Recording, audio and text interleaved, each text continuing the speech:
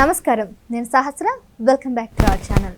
So 3-4 రోజులు మాత్రమే ప్రచారానికి ఉన్నాయి. ఓట్లు వేయడానికి కూడా కొద్ది టైం మాత్రమే ఉంది కాబట్టి మరి ఈ వారం రోజుల్లో జగన్మోహన్ రెడ్డి గారు ఇప్పటికీ మూడోసారి బ్రేక్ తీసుకున్నారంట. ఎందుకని బ్రేక్ తీసుకున్నారు, అసలు ఏం జరుగుతుంది, ఇటువంటి అంశాల మీద మాట్లాడడానికి మనతో పాటు ఉన్నారు senior political analyst Adusumilli Srinivasarao గారు. ఆయన అడిగి పూర్తి వివరాలు తెలుసుకునే ప్రయత్నం చేద్దాం. నమస్తే సార్. నమస్కారం అండి. సార్, ఏ ప్రచారం అనేది చాలా ఇంపార్టెంట్ ఈ 1 వీక్. ఎందుకంటే అప్పటి వరకు ఒక ఎత్తు అయితే ఈ వారం రోజులనే ప్రజల మనసును కూడా మార్చేయడానికి ఆస్కారం ఉంటుంది. కానీ మరి ఈ వారం రోజుల్లో జగన్మోహన్ రెడ్డి గారు ఎందుకు బ్రేక్ తీసుకున్నారంటారు? ఇప్పుడు అతనికి మనసులో లేదండి. కొంచెం ఒక రకమైన గుబులు వచ్చేసింది. అదంతా మాట తీరులో తెలిసిపోతుంది. మొదట్లో నన్ను ఏం పేకలేరు అన్నాడు, తర్వాత నన్నే నమ్మండి అన్నాడు, తర్వాత ఎమ్మెల్యే నమ్ముకున్నాను అన్నాడు, మీ బిడ్డను అన్నాడు. ఇప్పుడేమో అందరు కలిసి వచ్చి నన్ను చేస్తున్నారు, ఆఫీసర్లు మార్చేస్తున్నారు అన్నాడు. ఆఫీసర్లు మార్చారు, నీ దండుపాళెం బ్యాచ్ని అందరినీ ఎక్కడెక్కడ పెట్టుకుంటే నీకు కావాల్సిన రెడ్లు అందరినీ పెట్టేసుకుని పైగా నీ కోసం పనిచేసి జాషువా ఇలాంటి వాళ్ళందరినీ ఆఫీసర్లు ఎక్కడెక్కడ ఎవరు ఉండాలో పెట్టేసుకుని నీ అరాచకాలు నీ ఇష్టమైనట్టు చేసేసి కనీసం 5-6 అతను డిస్క్వాలిఫై అవ్వాలి. ఆ 6 వాళ్ళందరినీ తన మనుషులు పెట్టుకున్నాడు కాబట్టి పని జరిగింది. మామూలు అరాచకం, భయంకరంగా దాడులు చేస్తుంటే ఎవడు పట్టించుకుంటలే పోలీసులు. సిగ్గు లేకుండా మళ్ళీ అటు పెద్ద ఆఫీసర్ ఏం చెప్తే కింద వాళ్ళు అది చేయాలి పాపం. ఇలా అంటే ఎంతగా బరి తెగించిపోయారంటే వాళ్ళు పొన్నూరులో జగన్మోహన్ రెడ్డి సభ పొన్నూరు హెలికాప్టర్లో విమానంలో హెలికాప్టర్లు వెళ్తుంటే తెనాల్లో ట్రాఫిక్ ఆపుతున్నారు వాళ్ళు. అంటే అంటే ఇది ఎంత పైత్యమో మీరు అర్థమవుతుంది చాలా. ఇలాంటి పరిస్థితులు వాళ్ళకి బుర్రబాడైపోయి ఓటమి అంచులకు వెళ్ళిపోయినప్పుడు ఈ మనసు మనకి బ్రెయిన్ పనిచేయదు. ఇప్పుడు మీరు ఉన్నారండి, ఒక గోడ మీద సింగిల్ లైన్ గోడ మీద నడుస్తూ ఉంటారు, తప్పని పరిస్థితుల్లో ప్రమాదం తప్పించుకునేలా. అప్పుడు మీ బుర్ర పని చేస్తుందా? ఎటు పడిపోతామన్న భయం. మామూలు నడవగలిగింది కూడా నడవలేరు. అలాంటి స్థితిలో ఉన్నాడు అతను. బావి అంచుకు వెళ్ళిపోయి బావిలో పడిపోయే పరిస్థితికి వచ్చేసింది. బావి అంచుల మీద నడుస్తున్నాడు అతను. ఎందుకంటే నేను ఒక్కడనే మునగాడిని, నేనే మునగాడిని, నా ముఖం చూసే ఓటేస్తారో అని చెప్పుకున్నాడు. ఇంకెవడుంటాడు కూడా. పైగా ఇతను ఈ 5 ఏళ్ళు చేసిన అంతకుముందు వీళ్ళు బాబుని చూసి కొంచెం ఎవరన్నా అతనికి అనుకూలంగా ఉండేవారు. ఆత్మ, ప్రేతాత్మ ఇలాంటి అందరూ పనిచేశారు. ఈ 5 ఏళ్ల పరిపాలన చూసిన తర్వాత నేను వైసీపీ, నేను జగన్మోహన్ రెడ్డి మనిషిని అని చెప్పుకోవడానికి ఎవరికైనా సరే సిగ్గేస్తుంది. చెప్పమని బయటకు వచ్చి నేను జగన్మోహన్ రెడ్డి గారిని సపోర్ట్ చేశాను, ఇంత అరాచకం చేసినోడికి నేను మద్దతుగా ఉన్నాను, ఈ నకిలీ నాణ్యత లేని మద్యం అమ్మేసి ప్రజలని ఆరోగ్యాలు పేగులు చిల్లుడిపోలే చేస్తున్నాను, ఇసుకలో దోపిడీ చేసేసాను, అప్పులు తెచ్చిన డబ్బు అంతా బొక్కేసాను, అయినా సరే ఆడికి నేను సపోర్ట్ ఇస్తానని చెప్పమనండి. ఎవరన్నా సిగ్గునోడు ఎవరన్నా చెప్తాడా? ఆ సిగ్గు శారం అన్ని కాశీలో వదిలేసినట్టు చెప్తాడు. అలాంటి వాళ్ళు కూడా లేడు అతనికి. ఇప్పుడు అతను ఒక్కడే చేయాలి ప్రచారం. గత ఎన్నికలు వాళ్ళ అమ్మగారు, వాళ్ళ చెల్లి, వాళ్ళ ఆవిడ అందరూ చేశారు. కుల సంఘాలు, ప్రజా సంఘాలు, ఓడగొట్టిన మంచం గోళ్ళు అంటే అరుణ్ కుమార్ ఇలాంటి వాళ్ళు అందరూ చేశారు. జఫ్ అభ్యాస్ అందరూ దిగేశారు. ఇప్పుడు ఎవడున్నాడు? ఆ శ్యామల ఇలాంటి వాళ్ళు ఎవరో ఒకళ్ళిద్దరు వచ్చి మాట్లాడుతున్నారు. ఆవిడేమో ట్రోలింగ్ చేస్తున్నారు. ఓరు బాబు ఎందుకు వచ్చిన కూడా బాబు అని వాళ్ళు మానేస్తారు. మీకు ఎప్పుడైనా సరే ప్రజల మనసులో ప్రజలు ఏమనుకుంటున్నారో ప్రజల అభిప్రాయానికి అనుగుణంగా మాట్లాడితే ఆలకిస్తారు.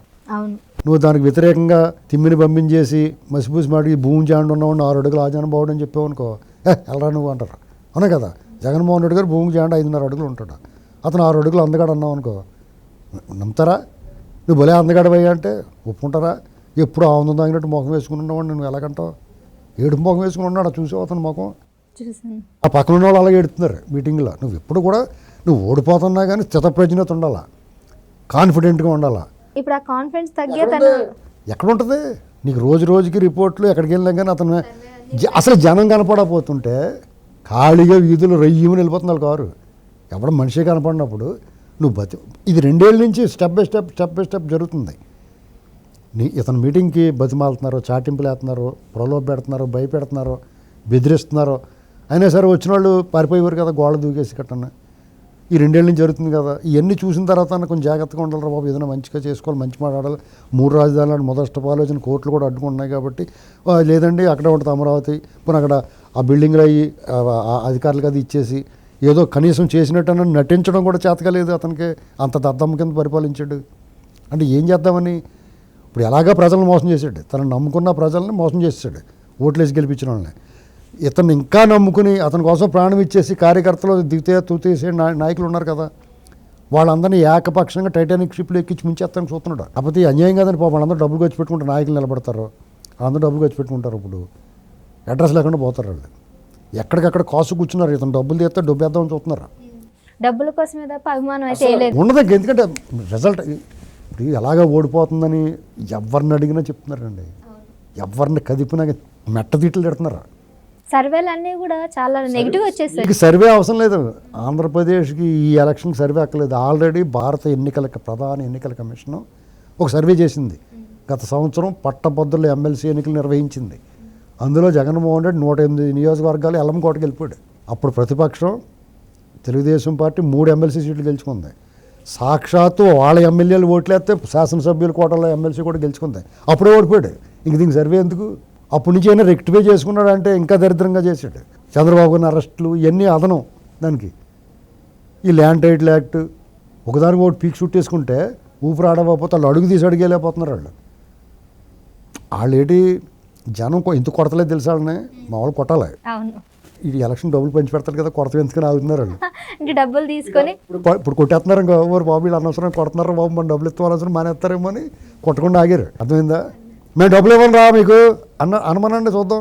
పట్టు కొట్టేస్తారు వాళ్ళు రానివారు. నువ్వు డబ్బులు ఇవ్వను, నీకు ఎందుకురా, నీకు పని ఎట్టరా ఇక్కడ అని కొట్టేస్తారా. అంటే యాజ్ యూజువల్ డబ్బులు తీసుకొని ఓటు మాత్రం వేయరు. నీకు ఎందుకంటే మా డబ్బులు పీడించేసో 10 ఏళ్ళు ఇచ్చి రూపాయలు దొబ్బేసో మా దగ్గర ఫీలింగ్లో ఉన్నారు. పైగా నీకేం నొప్పిరా, నీకేం రోగం రా, వాళ్ళు 4,000 ఇస్తారంటే కనీసం నువ్వు 4,000 ఇస్తానని అనకుండా ఇంకా 3.5 ఇస్తానంటున్నావు. అనవసర నిజాయితీ, అక్కర్లేని మంచిదానం ప్రదర్శిస్తున్నావు నువ్వు. నీ బాబు సొమ్ము ఏమైనా ఇస్తున్నావా, ఇవ్వచ్చు కదా నువ్వు అనుకుంటున్నారు వాళ్ళు.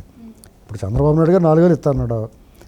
రేపు జూలై 1వ తారీఖుకి ఏప్రిల్ మే జూన్ ఈ 3 నెలలదే కలిపి అదో 3, 4 ప్లస్ 7,000 ఇచ్చేస్తానంటున్నాడు. ఒకసారి నువ్వేమనుకుంటావు చెప్పు? రేపు వచ్చి 1వ తారీఖుకి నీకు 7,000 మిఠాయి పొట్టల్లో పడిపోద్ది పెన్షన్ అనగానే ఆ పెన్షనర్లు ఏం ఆలోచిస్తారు చెప్పు? 7 మొహమూడు 7 వద్దులే మాకు అనుకుంటారు. అలాగే టీడీపీ అభిమానించి కూడా టీడీపీకి అలాగే ఉంటారు.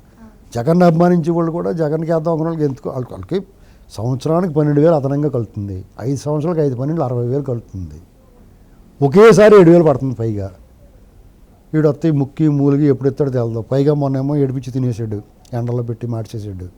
ఇంక వీడు వద్దురా బాబు అనుకుంటున్నారు. అవుట్ అతను.